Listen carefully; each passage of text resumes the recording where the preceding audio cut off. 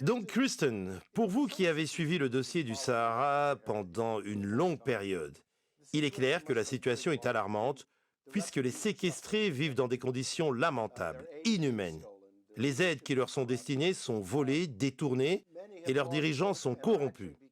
La majorité des habitants des camps de Tindouf sont désespérés et certains d'entre eux sont embrigadés par Al-Qaïda et d'autres groupes terroristes dans la région.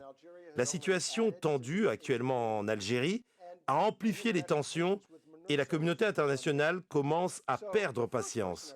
Ce sont là les éléments sur lesquels se focalise le gouvernement américain. Pour être concise, la réponse est non. Il y a 3 raisons qui expliquent ma réponse. Premièrement, le conflit perdure depuis fort longtemps et c'est un différend de basse intensité par rapport aux autres dossiers conflictuels dans le monde. Au niveau politique, on se penche plus sur les dossiers chauds alors que la question du Sahara n'est pas une priorité immédiate.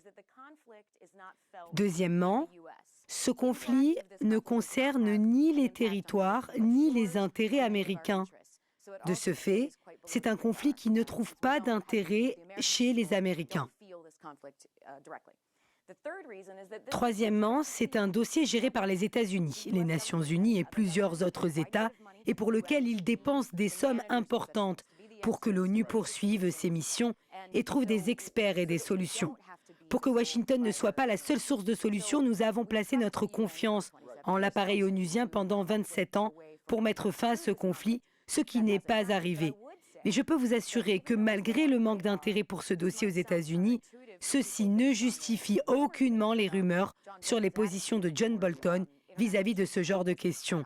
Honnêtement, les 2 parties sont chanceuses que Bolton soit conseiller à la sécurité intérieure et vu son précédent travail au sein des Nations Unies, il est très bien informé sur la question du Sahara comparé à la majorité des membres du gouvernement américain. Mais pour le Polisario, le fait que John Bolton soit à ce poste est une donne négative puisqu'il s'oppose aux socialistes et à tout mouvement socialiste, même au-delà de ce conflit. Il n'exprime aucune solidarité avec les socialistes, idem pour l'actuelle administration américaine. Partant de là, ils doivent trouver une solution à l'intérieur puisque l'administration Trump ne peut appuyer une solution irréaliste. On en arrive donc à la solution proposée par le Maroc, à savoir le plan d'autonomie pour la recherche d'une autre solution que personne n'a pu trouver en 27 ans. Washington soutient le plan marocain d'autonomie parce qu'il est réaliste et parce qu'il n'y a pas d'alternative. Si on veut s'opposer à une solution, il faut le faire en proposant une autre solution qui puisse avoir des chances d'aboutir, ce qui n'a jamais été fait depuis tout ce temps.